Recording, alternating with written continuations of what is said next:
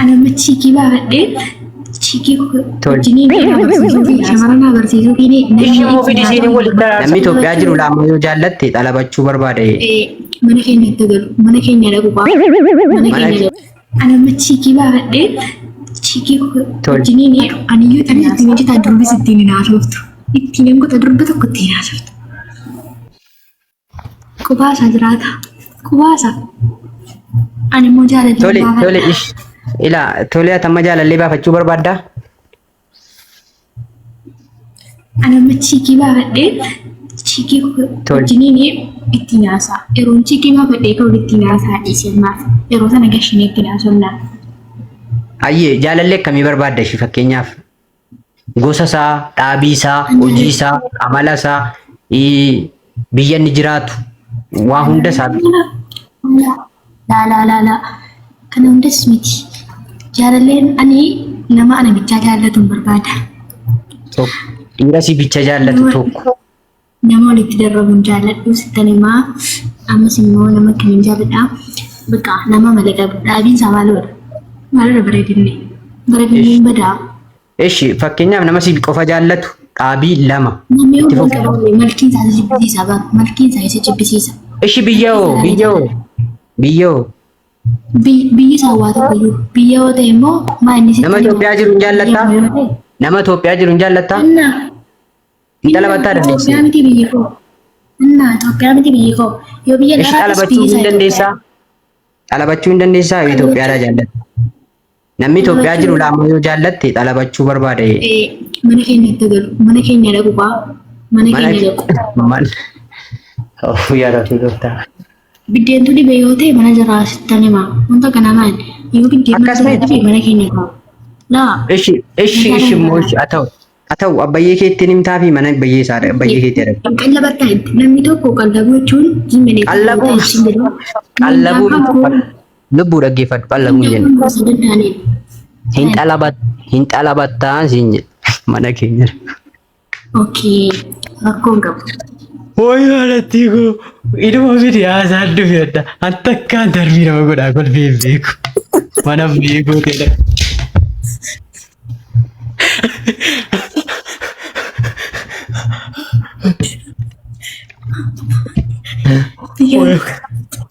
Hin qallabattaan. Woy alatti ko. Takkaa deebii affaataanyee kana namni deebisee beeku hin jiru. Wallaahi. Mana jara keenyaadha godheetanii faana hin qallabattaa yeroo jettu nanneen. Maatiin qaboota ishee dirqama maaliin godhana jaallata yoo ta'e mana keenya dhaquu gadi ga'a.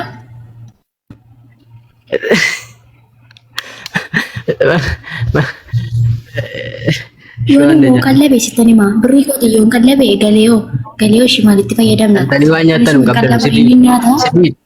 qabdanu. Samma qabdanu abbayyeen kee amma qallabu sirriidha jechi kee. Abbayyeen kee amma qallabu ati walitti qabii yeroo galte qallabda. Abbayyeen kan koo sittan himaa abbayyeen kan koo. Guddisanii sii kennu abbayyeen kee. Like bakkaan durmala jaraatii nyaata. Jira mitiiree waan biraamuuf waan godhaan isin jedhaa. Tole bakka dhaggeeffadhu. Nama jaalallee hin qabu. Tokko akkuma beekamu nama miidiyaati akkuma tasirratti na argaa jirtu. Hojiin koo yuutuubiidhaa, feesbuukiidhaa, tiiktookii. Sigalee foloo malee qarshii hin qabu. Amma bilbila abbayyee keetii natti himi. Amma hamma asirra taa'een dawwalaa. Naaf naatiitu na ergi. Akkas jaalallee kooti waa hunda hidheen itti maddaa. Jaarsa nan ergaa mana keessan hin ta'a kana booda. Stop ande. Laa ati akkamittiyyuu abbaa kooti isaati kana dawwalta. Nama qilqillee keetiitiif jaalallee. Maa jechuun ganamas ta'uu danda'a. Ganamas ta'uu danda'a maaltu beekama. Ganama dawwalee fiilaan hin jetture sa'aatii kana dawwalee fiilaan jette. Jechuun an sa'aatii akka ilaalaa jirutti sa'aatii lama yeroo jedhu sa'aatuma laman si haara lubbu.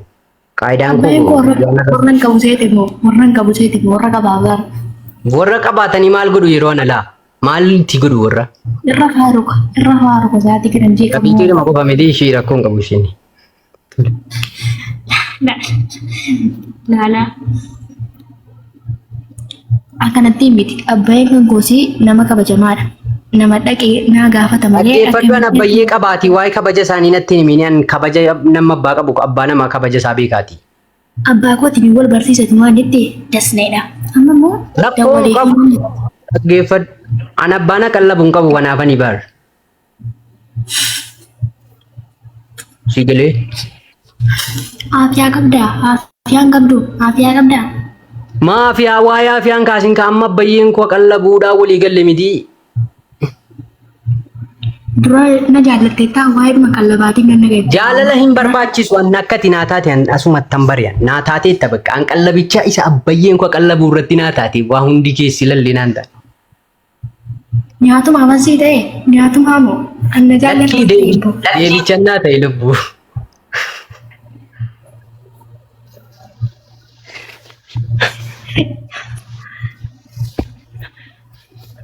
Amma dhaggeeffadhaa anaasaa koo fixadheeraa lubbuu wajjini ansiin ta'a silaa akolfan ijoolleen akkasuma baakii mangadeenyaa ullee iyya saaqee nu miidhu adan ani moo lakkii warra kolfan hin jedhe malee ati mangadeenyaa maaltu si godhe abbaa qabda manatti dhalatte manatti guddatte suudii jirta dalagaa jirta abbaa manaa kee abbaa kee kalas dhume jaalallee kee sila saatii lamatti hiikti amma jaalallee barbaacha dhufte kalas dhume.